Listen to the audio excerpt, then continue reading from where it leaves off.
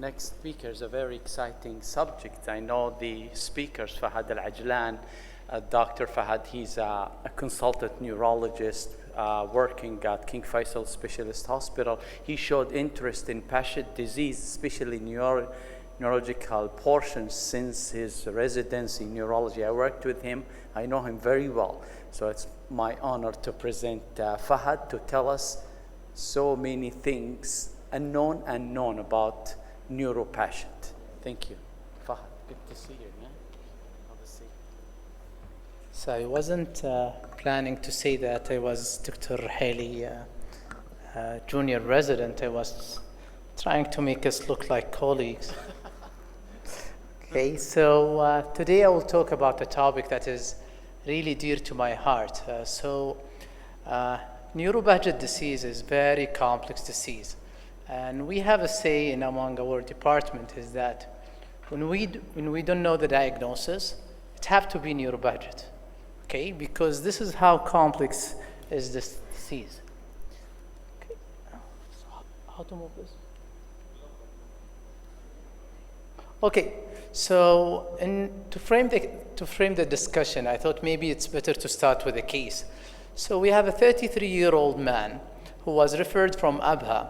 He's previously healthy, not on any medication, no family history. So in April 2018, he developed severe left-sided hemiplegia. And he was MRI done for him at that time in Abha, and the differential diagnosis at that time is high-grade astrocytoma versus CNS lymphoma. And he was accepted by our neurosurgery team for biopsy and treatment. Okay, this is his brain MRI. You can see on the one on your left hand, you're having a huge lesion that is extending from the frontoparietotemporal lesion from the cortex up to the midline with some midline shift. And in the post-contrast, you can see here that he's having some contrast enhancement in the middle of it. So why I'm presenting this case for a neuro-Behçet? Okay, a biopsy done for him. And you can see here on this, do you have a pointer? Pointer.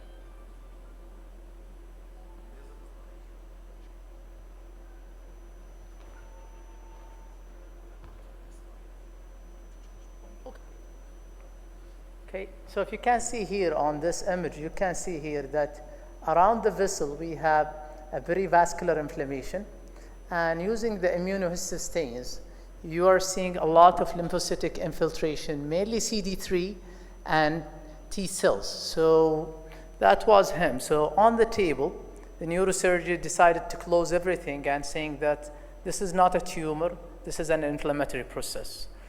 All of his investigation came up to be normal, nothing standing, and he's negative for HIV, blood culture, even whole body PET and paraneoplastic workup came back to be negative. CSF showing 400 cells, predominantly lymphocyte with elevated protein. So that was his case. The next case is a 23-year-old man from Riyadh admitted because of progressive right-sided weakness and ataxia for 2 months. And this is MRI. You can see here, on this one here, is that we are having lesion extended from the thalamus, what we call the mesencephalon, up to the upper part of the brainstem, what we call the diencephalon.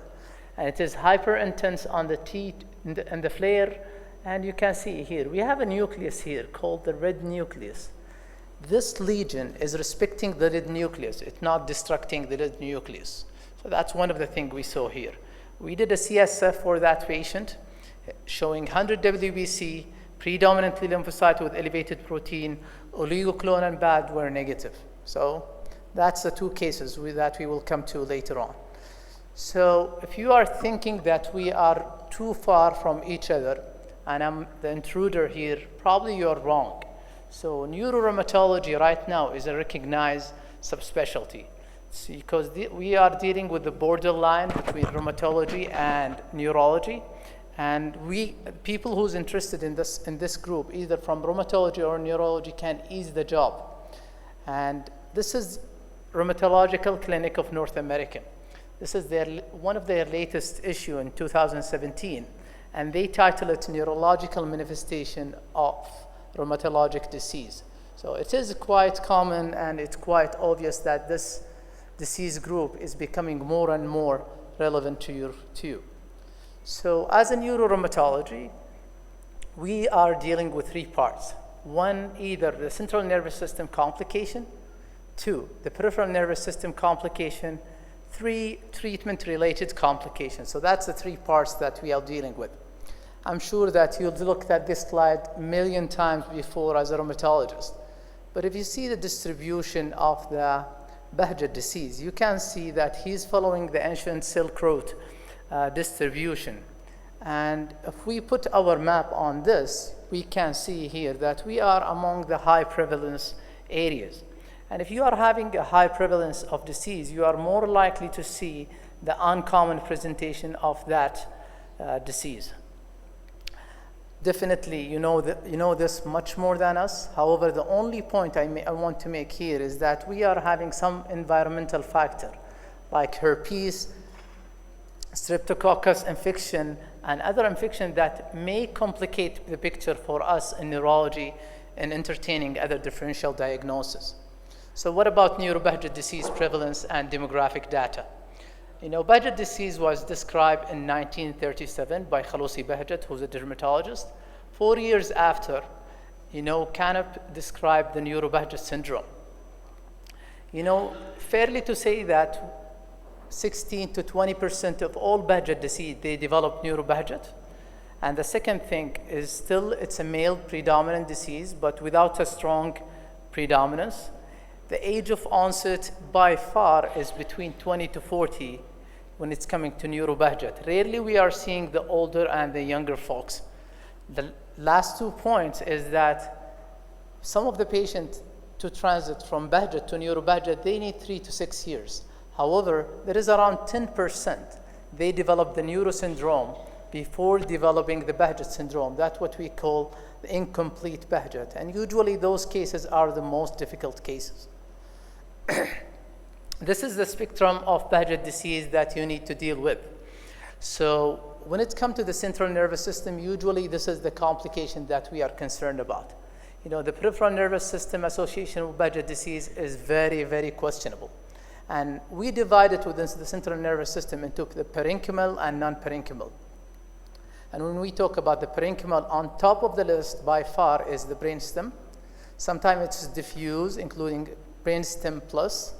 And in few cases, we have a spinal cord, sometimes isolated cerebral, and in a good number of cases, around 10%, the patient is silent from the brain. He's having Behçet disease, and the moment that you image his brain, you will find some evidence of disease activity. For the non-parenchymal, the most common presentation by far is cerebral venous thrombosis, followed by intracranial hypertension. Vascular problem like dissection or aneurysm is really rare. However, if you can see here at the lower part in the box is the unusual manifestation of Behçet disease. However, those is well documented. Patient with having an acute meningeal syndrome, tumor-like presentation of Behçet disease, purely psychiatric symptom, and purely optic nerve. Also worth to mention that among Behçet disease, not Behçet, headache is the most common neurological manifestation. So what about the pathology of neuro-Behçet? See here I'm talking about neuro-Behçet. So it is mainly prevasculitis around the vessel of the immune target. Demyelination is really rare. And the second thing we see is some of the patients, they have atrophy. Why they have atrophy? Because of the chronic exposure to the inflammatory cytokines. Now, when it's come to the diagnosis of neuro-Behçet, there is 3 things that we need to do usually. 1, make sure it is not a CNS infection. 2, make sure it is not a CNS neoplasm. 3, make sure it is not a complication of the therapies that used for the Behçet disease. So our tools is neuroimaging. MRI by far is the way to go. CSF analysis is really important in Behçet disease because in parenchymal Behçet, around 70% of the patient, it is abnormal. So the goal of the CSF to exclude infection, neoplasm, pleocytosis is well known in Behçet disease, but the range usually between 0 to 400, and it is usually lymphocytic predominant with high protein. Oligoclonal band, as a rule, usually does not present except during the attack. If the patient is having an acute attack, oligoclonal band can be seen. If the patient have non-parenchymal Behçet disease, the CSF usually normal. The EEG and evoked potential, usually non-specific, will not guide you to any place. So this is the data from our hospital collected by Dr. Saeed Bouhlega. This is a 25 patient referred as a case with other diagnoses and end up to be Behçet disease. And you can see multiple sclerosis was one of them, pseudotumor cerebri, TB meningitis, brainstem tumor, namely glioma, and metabolic and degenerative dementia, cerebellar ataxia, because the Behçet disease tend to affect the cerebral peduncles, and those patients usually present with ataxia. Then brainstem stroke, and last but not the least is the Bucca-Canagi-Haragda syndrome. So what is the clue among those patients is you need to ask about the systemic manifestation of Behçet. High ASR is one of them. The positivity of HLA-B51, the CSF. The CSF will show the characteristic that we spoke about. You know, doing a recent literature, I'm not really impressed by the interleukin-6. And I'm not really putting a lot of weight on it. I don't know what the rheumatologists feel about it, but according to our literature, it's things probably will take you nowhere. If it's increased, decreased, normal, probably it's nothing. But you know, some of the neurologists tend to hang their hat on. So this is the pitfalls when it's come to the clinical part, is incomplete Behçet disease. So patient is coming to you with only neurological symptom. This is the challenge. Older male, so if he's at a higher age, this is another challenge. Spinal cord lesion, usually a challenge, and usually for years, patient who's having a spinal cord lesion because of Behçet, rarely we were considering Behçet disease. However, I will present to you the update right now and how we can see the spinal MRI and say, that can be Behçet. Okay? So this is the distribution of the MRI here. You can see here the majority of the load is in the mesencephalic junction with the thalamus. Okay? And this is the major load of it. And you can see a medium-sized lesion, and you can see an atrophy following the lesion. So this is an example of MRIs that we are having. So if we start with this lesion here, you can see it is extending from the midbrain up to the thalamus. However, you can see here the red nucleus here is kind of spared. And you can see here this patient with an old lesion in the brain stem that leaving atrophy. Cerebral venous thrombosis is one of the common manifestation of non-parenchymal Behçet disease.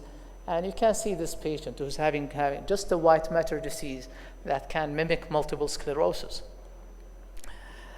This is a classic picture that I would love to show to you. And you know, if you go out of this lecture with this, I would be happy. So this patient is having a lesion, you can see here, coming from the thalamus, extending down to the upper part of this brain stem, you know, going through the hippocampus here, and the same pattern is here, and can be bilateral. This now is recognized as the typical mesencephalodiencephalic lesion, what we call the cascade sign. It's showing really high sensitivity and specificity for neuro-Behçet disease. The second thing is, just like the case that we present in, is that we are accumulating more and more cases where they present with a destructive large lesion of the brain, of the hemisphere, that every radiologist, if you show it to him, will say, definitely this is a tumor. However, in biopsy, turn up to be an inflammatory process, and eventually it is a Behçet disease. This is even very, very recent data. You can see here, this is multiple sclerosis patient on the top, and this is Behçet disease. So within multiple sclerosis, you can see here there is a halo inside the lesion, what we call the central vein sign. And if you compare MS to the inflammatory vasculopathy, this sign presents by far an MS as compared to the other differential diagnosis. However, if we break down this inflammatory vasculopathy, you can see here that Behçet have the highest rate of central vein sign among all the inflammatory CNS disease. So probably this is another neuroimaging clue when you are seeing the neuroimaging. If it's not fitting with the MS and having central vein sign, and you are doubtful about Behçet, this is another clue to support your position. And this is another picture to show to you the difference between them. So this is a central vein sign where you have a hypodense center surrounding by hyperintensity, as opposed to the patient here on the lower where you cannot see this sign. The second thing is myelopathy or spinal cord lesion. What's happening now, and this is really an interesting data, and we did not see this sign in any other disease other than Behçet, is what we call the bagel sign. Okay, so this is the bagel sign. How I can go back? Okay, so those patients who's having severe myelopathy, lesion within the spinal cord, if you can see the cross section of it, you can see that you are having a hyper-intense rim, and the center of it is hypo-intense, that resembling the bagel sign. It's more obvious here on the top. You can see it. This is really very characteristic of Behçet myelopathy. So if you are having patient with myelopathy and you are doing a spinal cord imaging and you are seeing this, definitely one of the differential diagnoses that you should entertain is Behçet disease. Last thing is the prognosis. So a lot of the family will come to you when he's developing neuro-Behçet, and they're going to tell you what is the prognosis. So residual disability probably in 1/3 of the patient at 10 years, and the mortality is 10% at 10 years, double the mortality in patient with no neurological involvement. The clinical phenotype at 3 parts. It can be single attack, relapsing remitting, and it can be progressive. So probably this is the tools that can help you knowing which part your patient will be in terms of prognostication. Normal CSF, non-parenchymal involvement, less than 2 attacks, and being independent and admission, all hinting to a good prognosis. However, if the CSF is abnormal and you have a parenchymal involvement and more than 2 attacks and he's dependent at admission, this is poor signs. In addition, on the long term, if the patient relapses while you are tapering steroid and he's having progressive course, probably you know the answer of the prognosis. One thing that we saw in an observation at our hospital is that if you're starting the treatment early, your chance of achieving outcome is better. So I think we are moving more towards hitting the patient hard and early, trying to control the disease and try to settle down the inflammatory process. So this is the treatment that is available for Behçet. I'm quite sure that you know it much more than me. However, one piece that we may be obsessed about it in neuro-Behçet is the infliximab. So infliximab probably, in our opinion, is the drug of choice for neuro-Behçet disease. If you can see here in figure B, this is the before any immunomodulation. This is during immunomodulation prior to infliximab, and this is post-infliximab. On this axis is the accumulated disability scale. You can see here that the infliximab can bring you down to your baseline. So this is how powerful is your infliximab, and it's able to prevent relapse from happening again. So we tend to believe that infliximab is the way to go. The dose regimen is usually 5 mg per kg IV at week 0 to 6, and every 8 weeks after. So if anyone is looking for true nice collective data about neuro-Behçet, I would refer you to this paper, which was a consensus, international consensus recommendation. And the summary is that Behçet is an autoimmune, infectious, and environmental disease. There is multiple phenotype. Aggressive treatment may prevent disability, and guideline for diagnosis and management are needed. The last thing I will end up with is what is our proposed treatment approach. And excuse me, the steroid dose you're going to see here, the oral steroid and the taper, is adapted from this group, which is the one who published the most about neuro-Behçet disease. So usually if the patient is having an acute attack of neuro-Behçet, we start with IV steroid pulse, 1 gram for 7 days. Then we start him on oral steroid 60 to 80 milligram plus Imuran 2.5 milligram per kg. If the patient is clinically stable, we taper the oral steroid to 32 milligram per day, and our tapering done by 8 milligram every week. And then we continue on 32 for 3 months. After that, we do further tapering down to a basal dose of 4 to 8 per day over 3 months. Just a small note here that we keep the patient on a basal dose of oral steroid for several years, even if he's asymptomatic.